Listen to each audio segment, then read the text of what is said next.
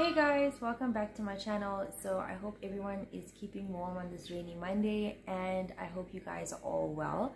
Today I'm going to be doing a lesson about teaching kids. This is part 1. Basically, I had a subscriber tell me that she is teaching kids and that she was open to any tips that I might be able to help with. So I don't normally teach children. I normally teach adults, and I specialize in business English. But I do have the odd occasion where I have children that book lessons on my schedule. Even though I normally say that I teach children from 12 years older, there are some times where I get students which are like 4 years old or 6 years old. But yeah, these things can happen. I don't mind it. The children that I have taught are actually really pleasant. They catch on really quickly and they're very sweet. It's just I find that children in general, they tend to get tired as the lesson progresses because I guess, you know, they have a lot to do. They have school, they have homework, and now learning English is an additional thing. So it's always nice to use lesson plans or things in your lesson that just keep their focus. I know that TPR is very popular with kids. To be honest with you, that is one of the reasons why I don't really teach kids that much, because I feel like the TPR, if you don't know what TPR is, it is the total physical response method of teaching. And that makes me very tired. Like, I cannot naturally smile, you know, for that long and do all of these actions for that long without getting extremely exhausted at the end of that hour. So yeah, there's that. Anyhow, I wanted to show you guys some differences between a normal lesson on Preply using the library and then maybe using a site that has an activity that you can do with the child. Okay, so the first one is going to be from the Preply library, and then we're going to be moving on to an activity, and I'm going to share a tool with you as well that I use to edit PDFs that I download if need be. Okay, so if you guys are interested in all of this, then definitely keep watching.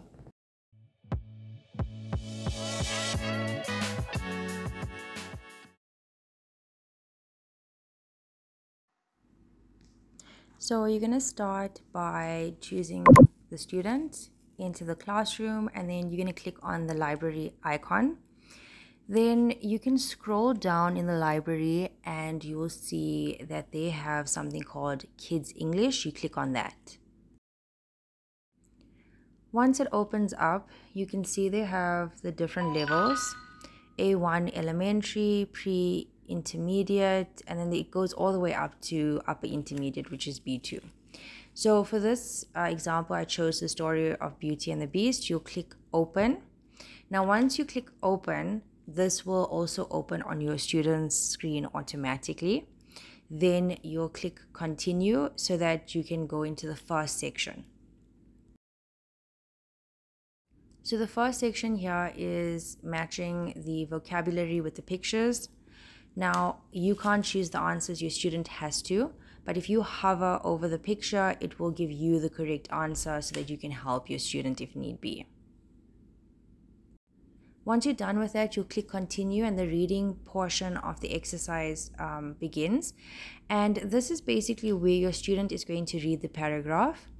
While your student is reading, if you find that the student is not pronouncing something correctly or does not know the meaning of a word, you can go to notes, go to private notes, and then you can maybe make some notes there about pronunciation or about vocabulary, and you're just going to list the words there, and you can share with them at a later stage when they're done reading that paragraph about these words that they mispronounced.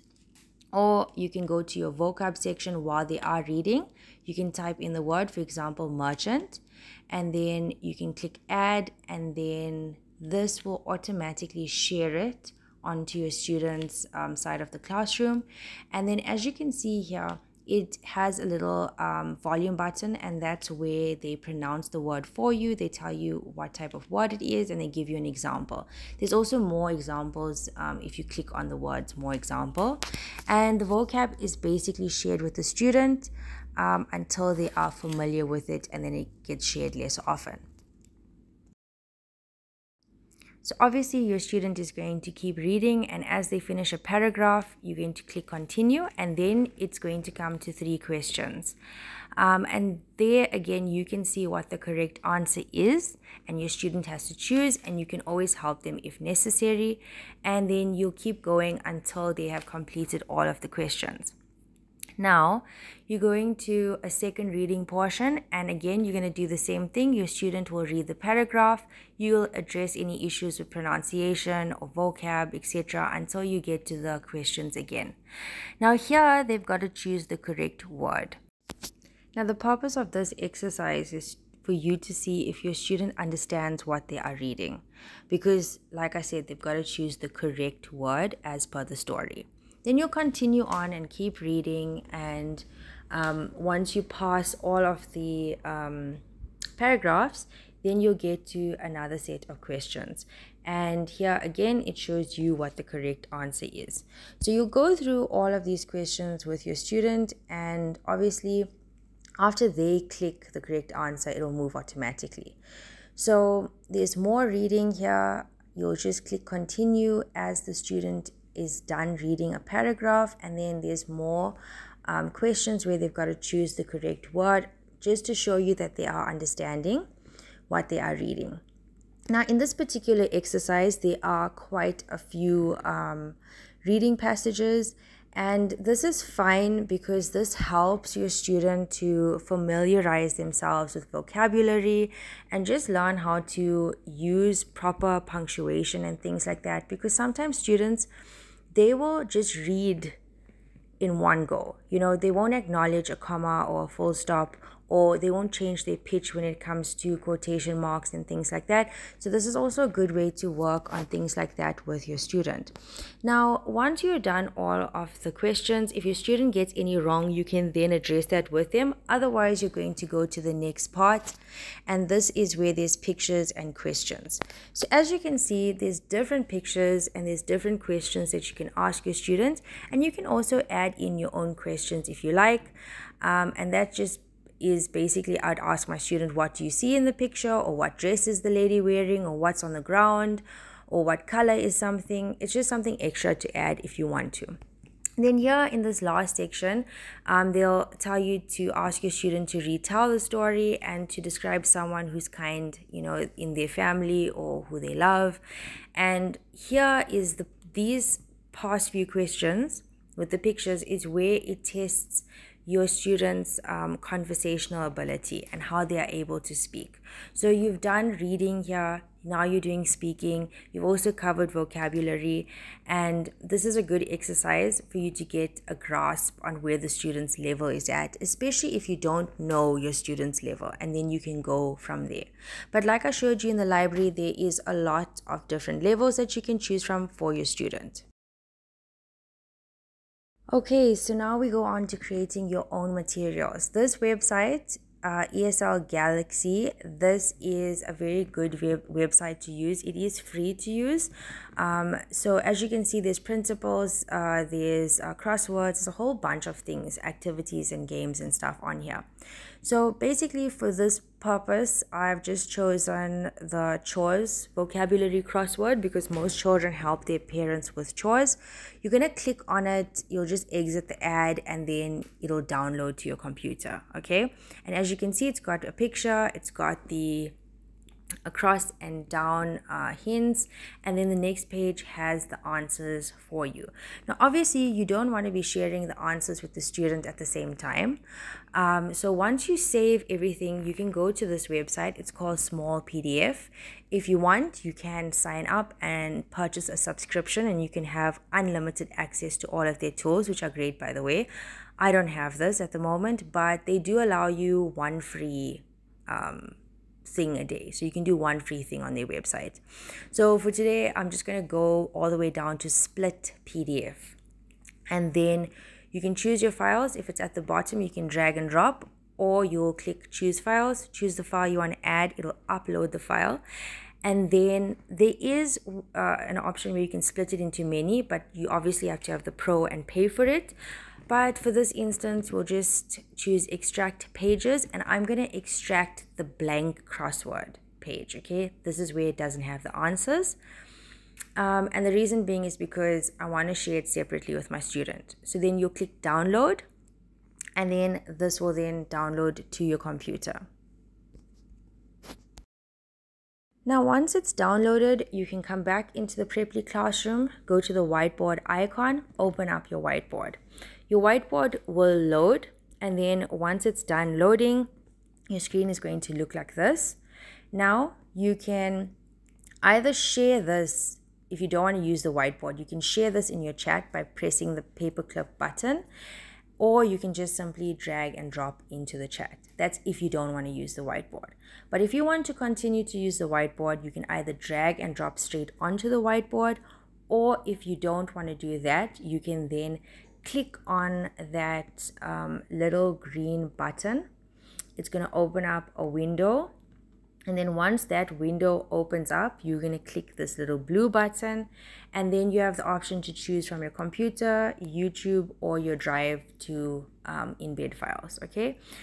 Now, in this case, I just dragged and dropped. So as you can see, I used the one that I split using small PDF, and then you can make your screen larger or smaller. Like I did explain about the whiteboard in my other video, your students don't really have access to this unless you share it with them, which doesn't make it very interactive. You're going to be the one using the tools to fill in, etc. But it's fine. It's still a way to do an activity with your students. So in this case, once you have everything onto your whiteboard and you're happy with everything, you can then start to do the activity with your student. So on your left hand side, there is like a toolbar, okay, and the little A on there is what you're going to use for text. So you'd have to click individually on each block, and I'm going to show you why you'd have to do that in a minute. But anyway, that's what you're going to have to do. As an example, let's do number 1. Now, a tip is open up the answers on a separate browser page that you make sure that you are giving your student the correct answer. Otherwise, the whole crossword is going to be a mess, right?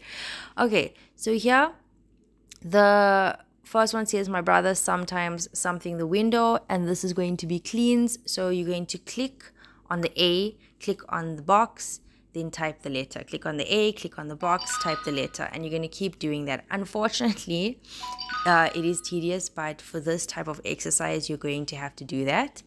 And you can change the color of your text if you really want to. Okay, mine was on like a navy blue, now it's on a black one. So let's do the next one. Okay, so the next one you can see it says every morning I something the plants, and this is water. So here I'm using bold writing, and I just click on the A, click on the box, write the letter in.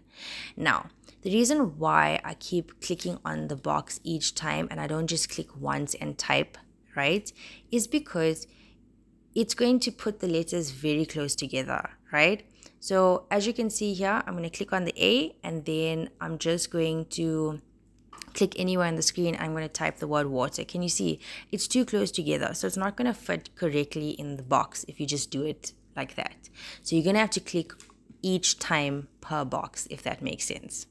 And then to add to this, you can just make conversation around some of these words to make sure that your students understand the words and how to use them, and ask them questions about like what kind of chores that they do at home and things like that. Anyway, guys, I don't want this video to be too long. I hope that you guys enjoyed it and found it to be helpful. Thank you guys so much for all the interaction on my channel and with my videos. I really appreciate all of your guys' support, and I will definitely see you guys in the next video.